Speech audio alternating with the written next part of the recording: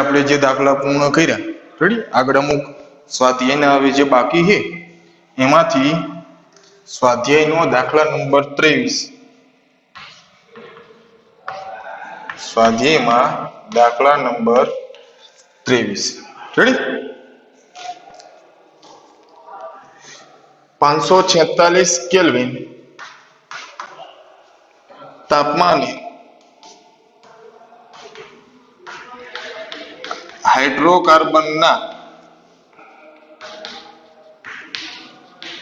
હાઇડ્રોકાર્બનના વિઘટનનો વેગ અચળાંક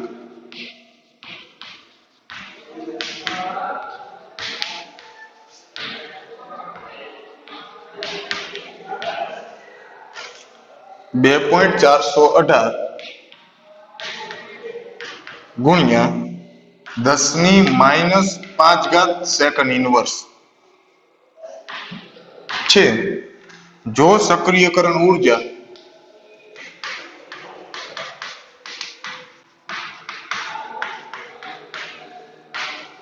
સક્રિયકરણ ઊર્જા 179.9 કિલોજૂલ મોલ ઇનવર્સ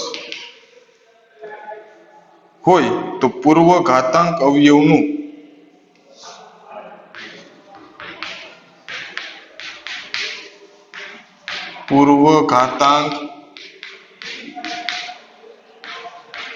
અવયવનું મૂલ્ય કેટલું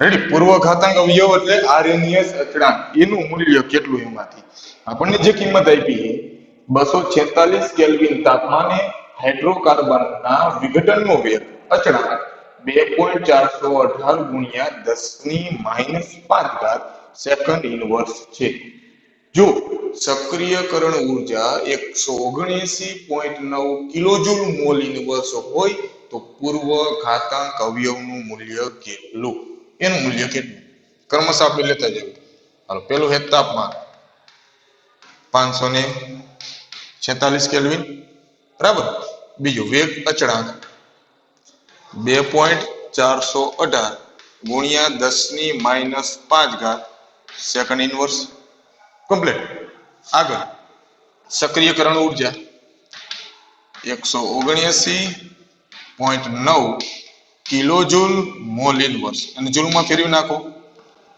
તો 179,900 જૂલ મોલ ઇનવર્સ હાલો આર ની કિંમત લેવાની જૂલમાં તો આર બરાબર 8.314 joule mall inverse kelvin inverse બાકી વધ્યું આરએનએસ અચળાંક પૂર્વ ઘાતાંક અવયવ તો એક તબક્કાવાળું સૂત્ર મૂકો log k બરાબર log a minus ea upon 2.303 RT મૂકો કિંમત કેની કિંમત log 2.418 ગુણ્યા 10⁻⁵ બરાબર log a માઇનસ સક્રિયકરણ ઊર્જા 179,900 છેદમાં 2.303 ગુણ્યા આર ની કિંમત 8.314 ગુણ્યા તાપમાન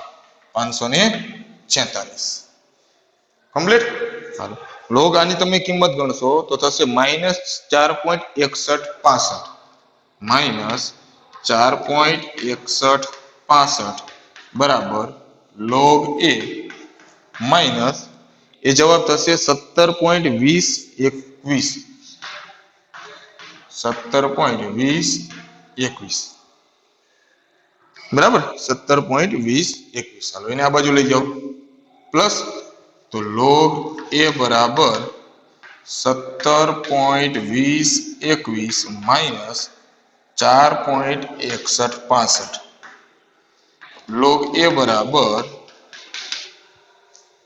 12.5916 12.5916 log ને આ બાજુ લઈ જાઓ એન્ટી log તો a બરાબર એન્ટી log 12.5916 પ્લસ કિંમત है તો એન્ટિલોપ માટે પોઈન્ટ આગળ જે કિંમત હોય એ ડાયરેક્ટ 10 ના ઘાતમાં, તો 10 ની 12 ઘાત ગુણ્યા 0.5916, આ તો પતી ગયું.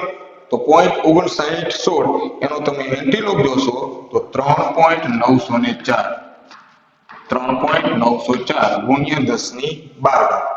સેકન્ડ ઇનવર્સમાં વેગ અચળાંક, તો એની કિંમત સેકન્ડ ઇનવર્સ.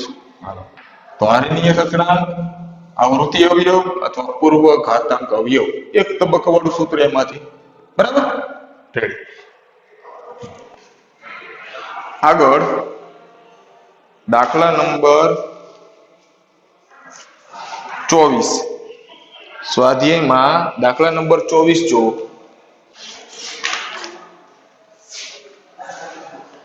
એક કામ કરવું, આગળ લેવી 400 ને એટલે ટૂંકમાં 4.26 જો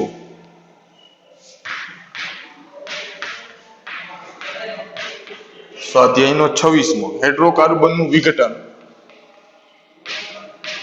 હાઇડ્રોકાર્બનનું વિઘટન નીચેના સમીકરણને અનુસરે છે. હાઇડ્રોકાર્બનનું વિઘટન એ નીચેના સમીકરણને અનુસરે છે. સમીકરણ એ કે બરાબર 4.5 ગુણ્યા 10 ની 11 ઘાત second inverse e raise to minus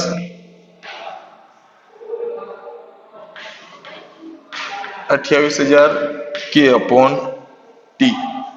તો સક્રિયકરણ ઉર્જાની ગણતરી કરો.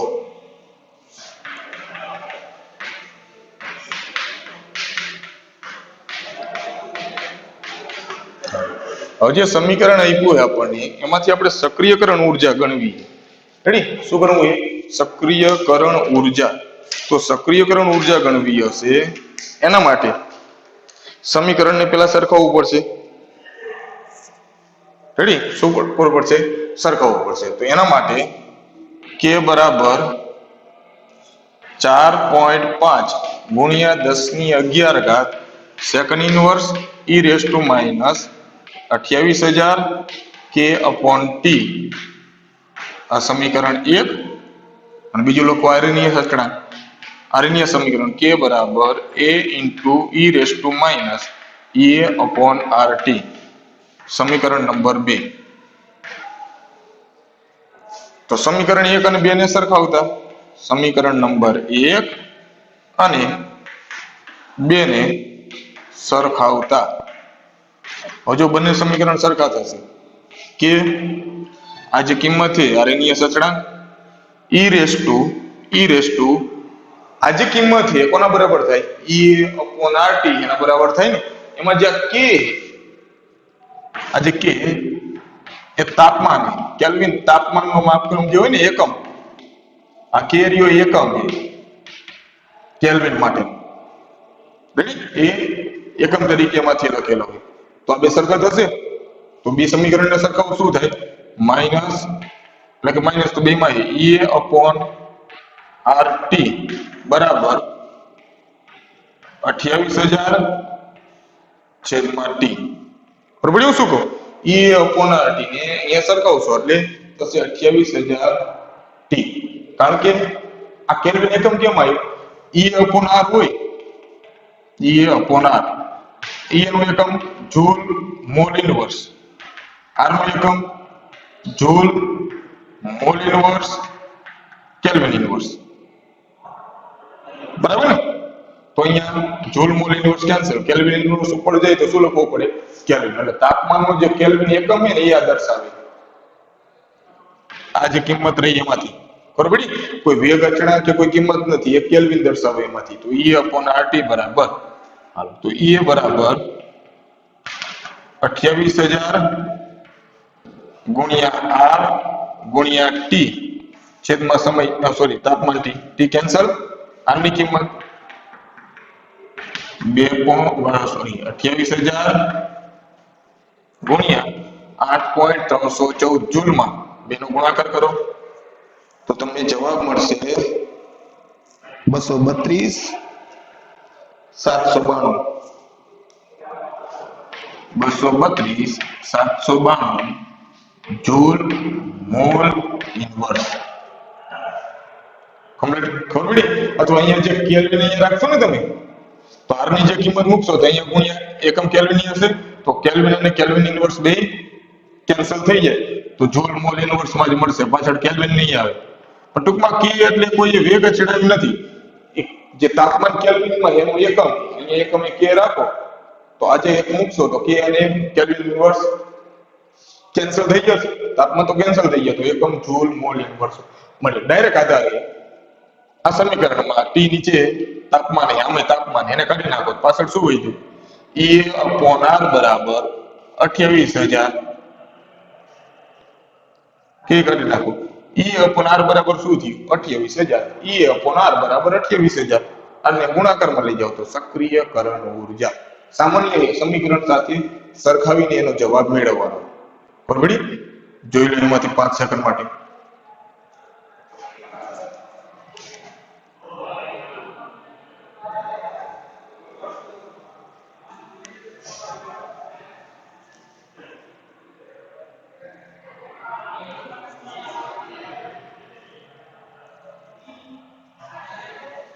હા, કમ્પ્લીટ. આગળ જ વધવી.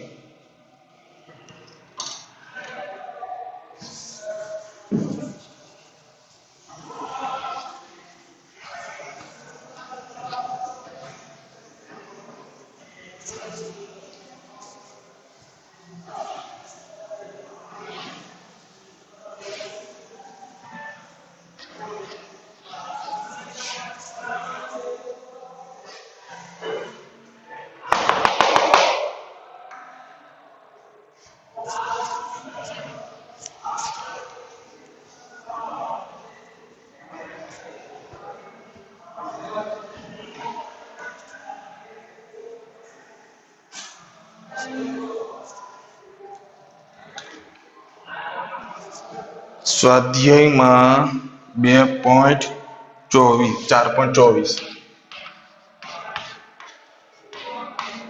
ટૂંકમાં 24 કોઈ પ્રક્રિયા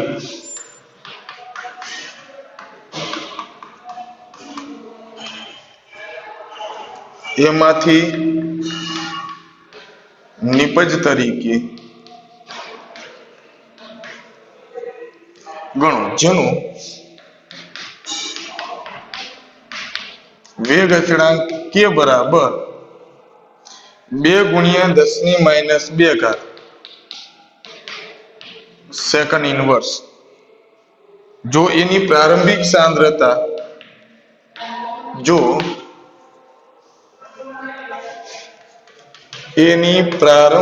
સાંદ્રતા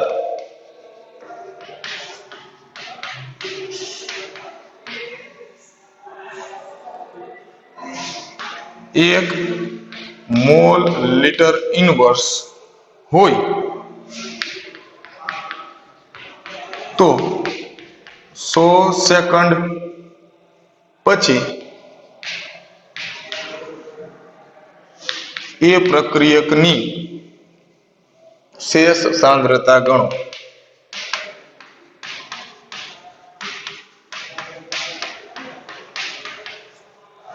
ચાલો 24મો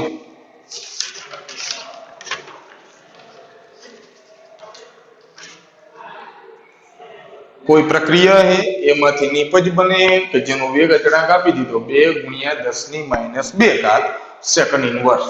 જો એની પ્રારંભિક સાંદ્રતા 1 મોલારિટી હોય તો 100 સેકન્ડ પછી એની શેષ સાંદ્રતા, તો 100 સેકન્ડ પછી એની સાંદ્રતા કેટલી હશે? હવે તો કયા ક્રમની પ્રક્રિયા છે? શૂન્ય ક્રમની, પ્રથમ ક્રમની, એ પ્રમાણે સૂત્ર મૂકવું પડશે ને. વેગ અચળાંકનો એકમ જો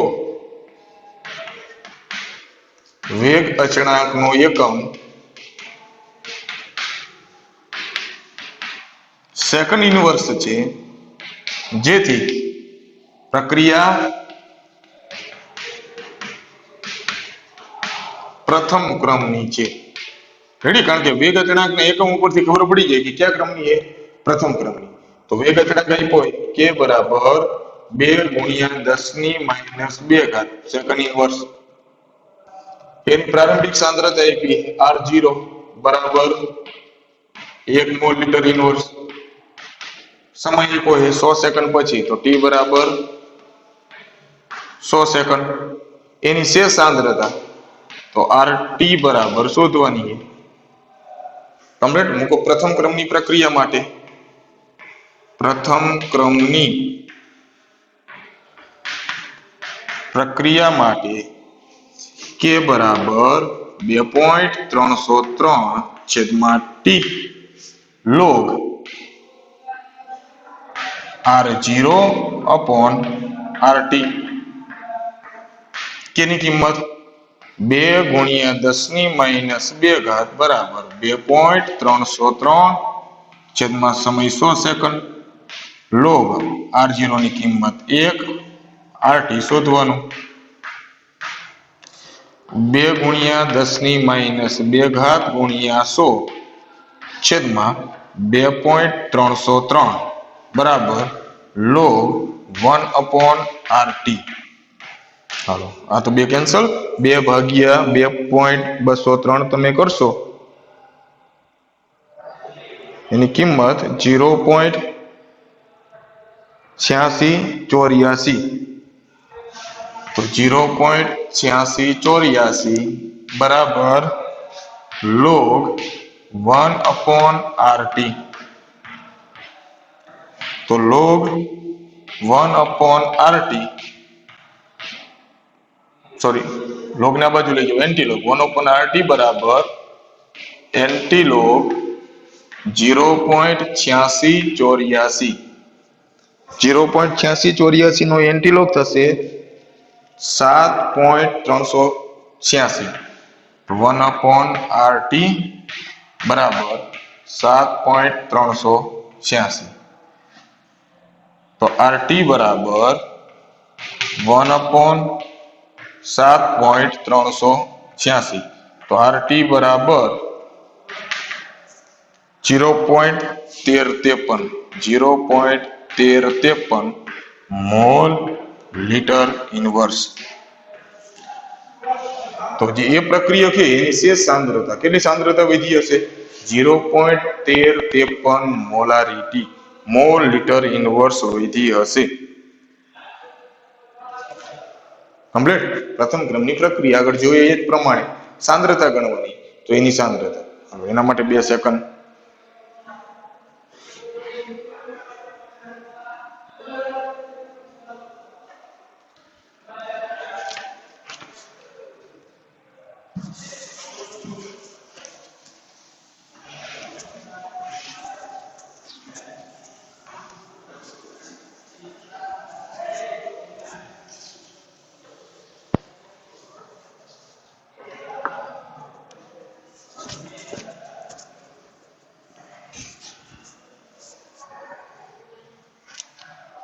પચીસમો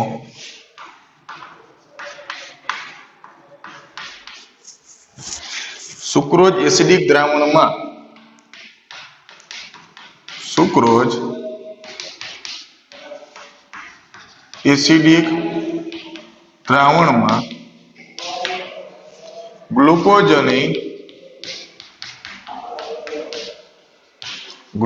અને ફ્રુક્ટોઝમાં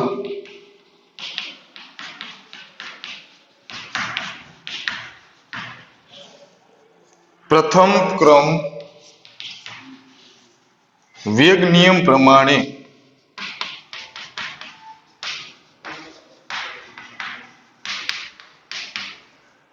વિઘટન પામે છે.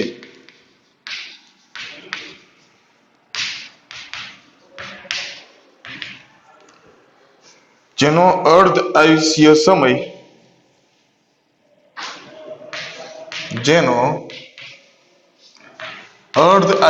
સમય બરાબર 3 કલાક.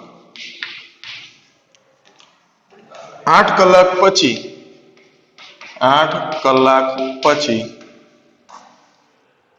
ગ્લુકોઝના નમૂનાનો ગ્લુકોઝના સુક્રોઝના નમૂનાનો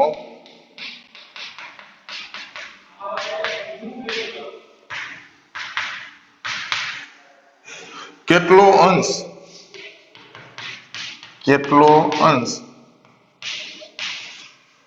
શેષ રહ્યો હશે?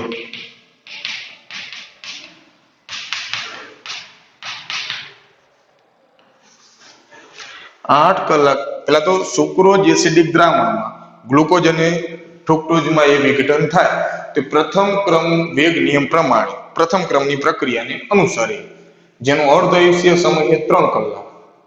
8 કલાક પછી સુક્રોઝના નમૂનાનો કેટલો અંશ શેષ રહ્યો હશે?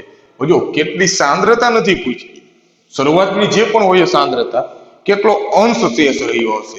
અંશ એટલે એકે ગણાય ને, જેમ ટકાવારી ગણો એમ અંશ કેટલાય ગણાય? એકે. દાખલા તરીકે એમ કહું, શરૂઆતમાં સાંદ્રતા 100 મોલારિટી હતી, ઘટીને થઈ 20 મોલારિટી, તો કેટલો અંશ શેષ રહ્યો હશે? પેલા 100 મોલારિટી હતી, એ ઘટીને 20 મોલારિટી થાય તો કેટલો અંશ બાકી રહ્યો કહેવાય? તો પેલા 100 મોલારિટી હતો, એમ કહેવાનું કેટલા ટકા બાકી રહી હશે? 20%. મૂળ સાંદ્રતાની 20% બાકી હશે. પેલા 100% હતી, 20%. જેમ 100 એ 100%, 100 એ 100 બાકી હોય તો 100%, 20 મોલારિટી બાકી છે તો કેટલા ટકા? 20. એમ અંશ કેટલા લેવાય? એક કે 100 મોલારિટી હોય તો 1, તો 20 મોલારિટી હોય તો કેટલા? તો કે 0.2. તો આપણે પ્રારંભિક સાંદ્રતા જો 1 ધારી લેવી, એમ કહું 1 મોલારિટી છે તો અંશ કેટલો થાય? અંશ 1. તો ઘટીને સાંદ્રતા જે પણ મળે, સાંદ્રતા મળે 0.1, તો અંશ કેટલો બાકી રહ્યો? 0.1. સાંદ્રતા ઘટીને થાય 0.4, તો અંશ કેટલો રહ્યો? 0.4. તો આપણે મૂળ સાંદ્રતા કેટલી ધારી લેવી? 1 મોલારિટી. જેથી જે જવાબ મળે ને સાંદ્રતાનો, એ આપણને અંશ જ મળે. ખબર પડી? 100 ધારો તોય જવાબ મળશે. 100 ધારો અને જવાબ 20 મોલારિટી મળે તો એનો મતલબ 0.2 અંશ એનો બાકી રહ્યો હશે. પણ આપણે પહેલેથી જ 1 ધારી લેવી. તો પેલા તો અર્ધઆયુષ્ય સમય આપ્યો, એમાં વેગ અચળાંક ગણી લો. પ્રથમ ક્રમની પ્રક્રિયા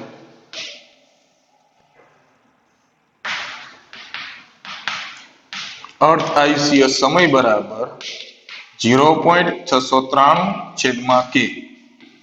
તો k બરાબર 0.693 અર્ધઆયુષ્ય સમય કેટલો છે? 3 કલાક. તો 0.693/3. તો k બરાબર 0.231 કલાક ઇનવર્સ. વેગ અચળાંક મળી ગયો. વેગ અચળાંકનો ઉપયોગ આગળ કરવી, એમાંથી k ની કિંમત મળી ગઈ. સમય 8 કલાક પછી, તો t બરાબર ધારો કે અહીંયા લેવી, ધારો કે સુક્રોઝની પ્રારંભિક સાંદ્રતા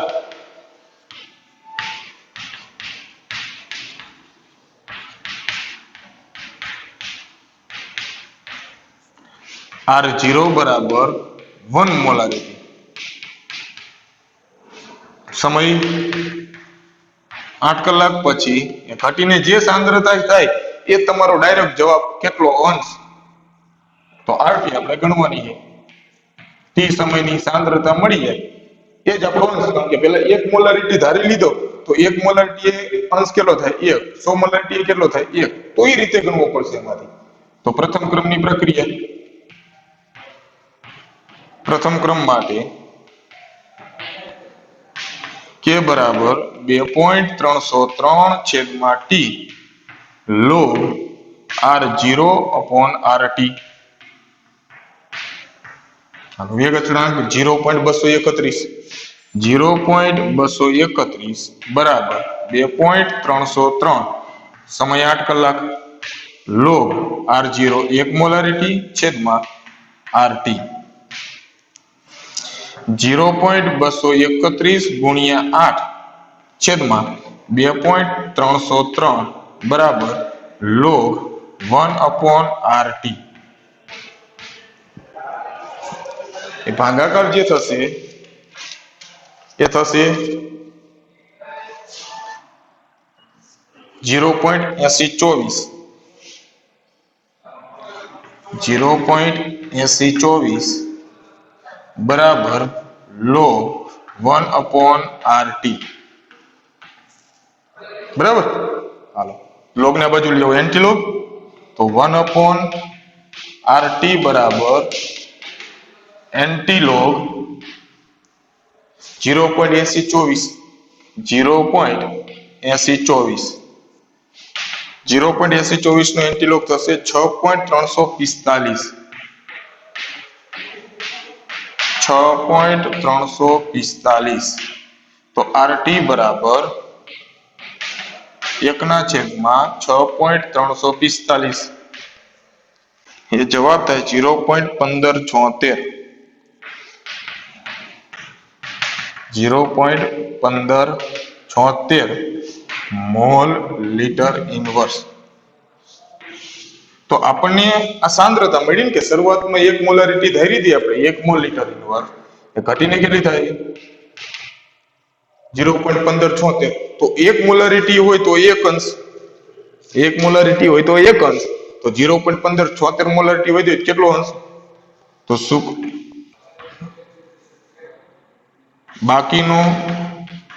બાકી રહેલ સુક્રોઝ નો અંશ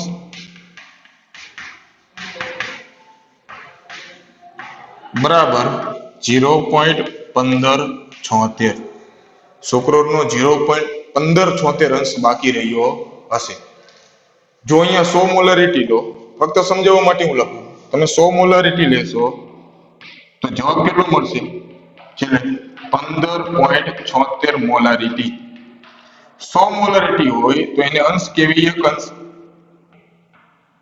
તો 15.76 મોલારિટી હોય તો કેટલો અંશ 0.1576 એને એ જ જવાબ મળશે એમાંથી તો પહેલેથી જ આપણે એક ધારી લેવી તો આપણને જે જવાબ મળે એ કેમાં મળે અંશમાં જ મળે રેડી આપણને જે જવાબ મળશે એ અંશમાં જ મળે એમાંથી તો એ ચોથો દાખલો તો પાછા બીજા જેમાંથી 4 સ્વાધ્યાય માટેના પ્રથમ ક્રમની પ્રક્રિયાના જ વધારે દાખલા થશે અને વેગ અચળાંક ઉપર તાપમાનની અસર એના જે બે સૂત્ર છે આ ત્રણને આધારિત જ મુખ્ય દાખલાઓ થશે તો બીજા કમ્પ્લીટ કરી નાખો બરાબર